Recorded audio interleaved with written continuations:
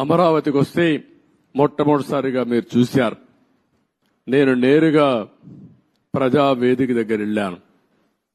ఎవరైనా ముఖ్యమంత్రి అయితే జరిగేదంతా కూడా ఒక మంచి కార్యక్రమంతో ప్రజల్ని మెప్పు తెచ్చుకోవడం కోసం పనిచేస్తారు. ప్రజావేదిక కూల్చి అక్కడి నుంచి పరిపాలన ప్రారంభించాడు. అక్కడి నుంచి నేను నేరుగా వచ్చాను. ఏదైతే ఆనాడు ప్రధానమంత్రి నరేంద్ర మోడీ గారు అమరావతికి ఫౌండేషన్ వేశారు. అక్కడ మీరు చూస్తే ఒక బాధ, ఆవేదన.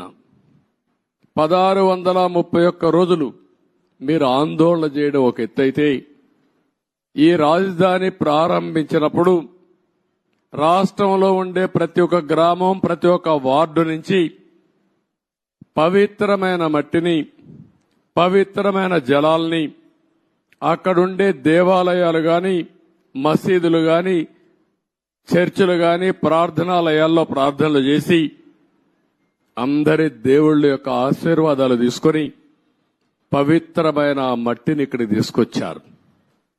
దేశంలో ఉండే అన్ని దేవాలయాలు, ప్రపంచంలో ఉండే అన్ని ప్రార్థనాలయాలు, అన్ని దిక్కల్లా ప్రార్థనలు చేశాం.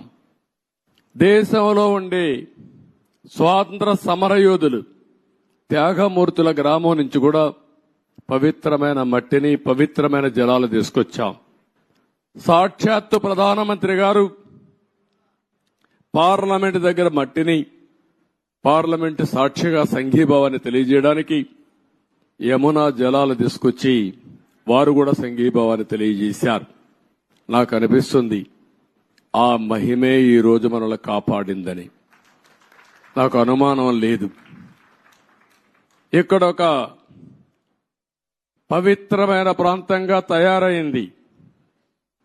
తాత్కాలికంగా కొంతమంది ఈ ప్రాంతాన్ని అతలాకుతలం చేయాలనుకున్న ఈ స్థల మహత్యం వల్ల మళ్లీ తిరిగి నిలబెట్టుకోగలిగాం. అదే నాకు అనిపిస్తుంది. బాధ ఏంటంటే ఈ రాజధాని పైన బురజల్లే ప్రయత్నం చేశారు, నిత్యం విష ప్రచారం చేశారు, అమరావతిని బ్రాండ్ దెబ్బతీయడానికి ప్రయత్నం చేశారు. శివరామకృష్ణ కమిటీ చాలా స్పష్టంగా సెంట్రల్ ప్లేస్ లో ఎక్కడైనా పెట్టండి అని చెప్పారు. అంటే ఇది 12 పార్లమెంట్లు ఒక పక్క వస్తాయి, ఇంకొక పక్క 12 పార్లమెంట్లు వస్తాయి. గుంటూరు సెంట్రల్లో ఉంటుంది. ఎలిమెంటరీ స్కూల్ చదివే పిల్లవాడిని చెప్పినా ఎక్కడ మీ రాజధాని ఉండాలంటే ఈ ప్రాంతమని మ్యాప్లో చూపించే విధానం ఇది. అందుకే అమరావతిని పెడితే దానిపైన మాట్లాడారు. ఇంకొక పక్కన మీరందరూ చూస్తే చాలా వరకు ఇన్సైడర్ ట్రేడింగ్ అన్నారు. ఇంకొక పక్కన స్విచ్ ఛాలెంజ్ ని అవహేళన చేశారు. విషయం చెప్పి సింగపూర్ లాంటి కన్సార్టియంని తరివేసే పరిస్థితికి వచ్చారు. One of the best Norman faster అనే కన్సల్టెంట్ ని లేకుండా పంపించేసే పరిస్థితికి వచ్చారు. 3 రాజధానులు అన్నారు, 3 ముక్కలాట ఆడారు. కడాన 5 సంవత్సరాల తర్వాత 10 సంవత్సరాల తర్వాత మీ రాజధాని ఏదంటే చెప్పుకోలేని పరిస్థితి, దుస్థితిలో మనం నెట్టేసే పరిస్థితికి వచ్చారు. అన్ని విషయాలు ఏమాత్రం అరమరకలు లేవు. మొత్తం మేము ముందర పెడతాం. మేము చేసే ప్రతి ఒక్క పని మీ యొక్క భవిష్యత్తు కోసం చేసే పని కాబట్టి మిమ్మల్ని అందరినీ భాగస్వాములు చేయడం మా ప్రధానమైన కర్తవ్యం ప్రజాస్వామ్యంలో. ఇది చేస్తూనే ఎప్పటికప్పుడు నిర్ణయాలు కూడా తీసుకుంటాం. ఎవరైతే తప్పుడు పనులు చేసి కడాన కంకర కూడా దొంగిలించారో అలాంటి వాళ్ళని క్షమించడం కరెక్ట్ కాదు. వీళ్ళకి అలవాటు అయిపోయింది. అవి చేయడంగానే కాకుండా మళ్లీ ఇక్కడ వాళ్ళ ఇష్ట ప్రకారం రౌడీజం చేయడం, అందరినీ బెదిరించడం, అడ్డం వస్తే కొట్టడం, ఇష్టానుసారంగా ప్రవర్తించడం అన్నీ జరిగాయి. అవన్నీ కూడా ఏ మాత్రం కూడా ఎవ్వడి ఆటలు ఎక్కడ సాగవు, జరగనీయం. అవసరమైతే నిర్మోహమాటంగా అణిచివేస్తాం తప్ప ఇష్టానుసారంగా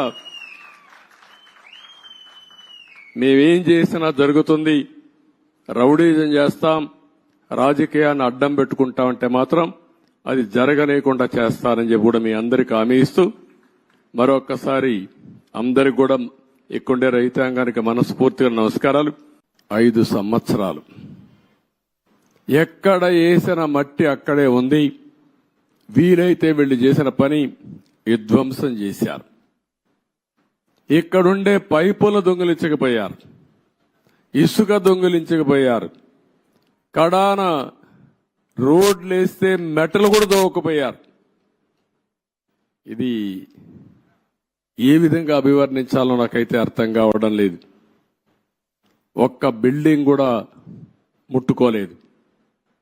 ఒక్క రాజధానికి మనం ఆ రోజు కట్టినటువంటి అసెంబ్లీ బిల్డింగ్స్ ఉన్నాయి, పక్కనే సెక్రటరియట్ బిల్డింగ్స్ ఉన్నాయి, ఇంకో పక్క అమరావతి హైకోర్టు బిల్డింగ్లు కట్టాం. ఆ హైకోర్టు కూడా డిస్ట్రిక్ట్ కోర్టు కోసం కట్టిన బిల్డింగు, అవి మాత్రం మిగిలే పరిస్థితికి వచ్చాయి. ఈ యొక్క రాజధాని మనం చూస్తే దగ్గర ఈరోజు నేను అన్ని తిరిగిన తర్వాత ఇప్పుడే నాకు అర్థమైంది ఏంటంటే ఏం చేయాలని అర్థం కాని పరిస్థితి. 5 సంవత్సరాలు రోడ్లన్నీ పూర్తి అయిపోయినటివి, సగంలో ఆగిపోయినాయి. కొన్ని అయితే 80% పూర్తి చేసి ఆగిపోయినాయి. అదే మాదిరిగా బిల్డింగ్స్, మొట్టమొదటిసారిగా నేను వెళ్ళింది శాసన మండలి, శాసనసభ అభ్యర్థులు ఎవరైతే ఎమ్మెల్యేలు ఎమ్మెల్సీలు ఉండే క్వార్టర్స్కి వెళ్ళాను. 80-70% వర్క్ అంతా పూర్తయింది. మిగిలినటి ఎక్కడేసిన గొంగళ అక్కడే మిగిలిపోయింది. ఆ తర్వాత పక్కనుండే ఐఏఎస్ ఆఫీసర్స్, జూనియర్ ఆఫీసర్స్ యొక్క క్వార్టర్స్ చూశాను.